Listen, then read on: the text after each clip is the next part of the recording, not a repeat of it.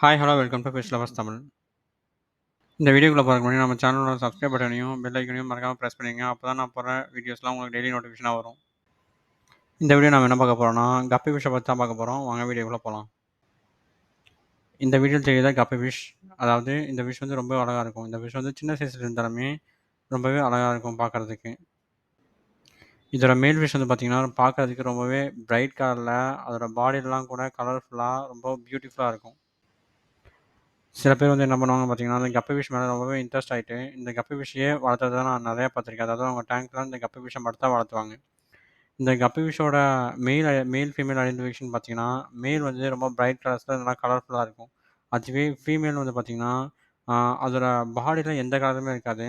வால்லயுமே பெருசா கலர் இருக்காது. ஆனா வால்ல லைட்டா கலர் இருக்கும். ஆனா பாடில வந்து எந்த கலருமே இருக்காது. அப்படியே ஒயிட் கலர்ல இருக்கும்.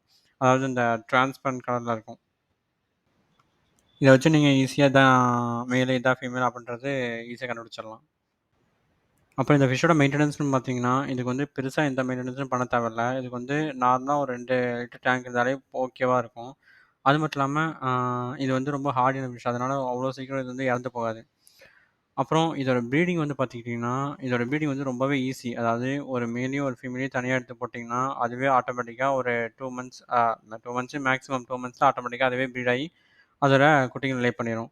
ஆ குட்டிகள லே பண்ணதுக்கு அப்புறமும் நீங்க அதே டேங்க்க மாத்தணுன்ற அவசியம் கிடையாது. நீங்க அதிலேயே வச்சிருக்கலாம். தாராளமா அந்த குட்டிங்களும் அது கூட சேர்ந்து வளரும். இப்போ என் வீட்லலாம் பார்த்தீங்கன்னா, என்ன ஆகும்ன்னு பார்த்தீங்கன்னா, நான் வந்து கப்பி ஃபிஷ்க்குன்னு தனியா ஒரு டேங்க் வச்சிருப்பேன். அதாவது அதில நான் மேலும், ஃபீமேலும் போட்டேன். அதுக்கப்புறம் கொஞ்ச நாள் அத கண்டுக்கவே இல்ல.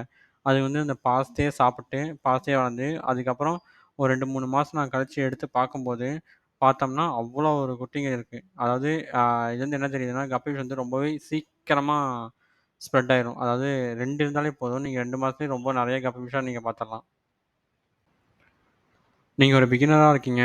இப்ப தான் நீங்க மீன் வளர்த்த போறீங்க. எந்த மீன் வாங்குறதுன்னு தெரியல அப்டின்னா, நீங்க தாராளமா இந்த கப்பி ஃபிஷ் பக்கம் போலாம். ஏன்னா, அந்த கப்பி ஃபிஷ் வந்து வளர்த்ததுமே ரொம்ப ஈஸி. அது மட்டும் இல்லாம நீங்க குட்டி போட்டு அந்த குட்டிய பெருசாக்கி கொண்டு வரதுமே ரொம்ப ஈஸி. இந்த குட்டிக்கு என்னென்ன ஃபீட் பண்ணணும்னு பார்த்தீங்கன்னா, ஜஸ்ட் நீங்க ஃபீட் பண்ற பில்லட்ஸே ரொம்ப பவுடராக்கி போடலாம். அது வந்து ஆ எதுவுமே இல்லாத பட்சத்தில போடலாம். அப்படி உங்ககிட்ட ஒரு சின்ன ஒரு மைனாவோ, ரொம்ப ரொம்ப சின்ன லைவ் ஃபிட்ஸோ இருந்துச்சுன்னா, கண்டிப்பா அந்த லைவ் ஃபிட்ஸயுமே நீங்க ஃபீட் பண்ணலாம். உங்களுக்கு லைவ் ஃபிட்ஸ பத்தி என்ன ஏதுன்றது தெரியலனா, கீழ கமெண்ட் பண்ணுங்க. கண்டிப்பா நான் அந்த லைவ் ஃபிட்ஸ பத்தி ஒரு வீடியோ போடுறேன்.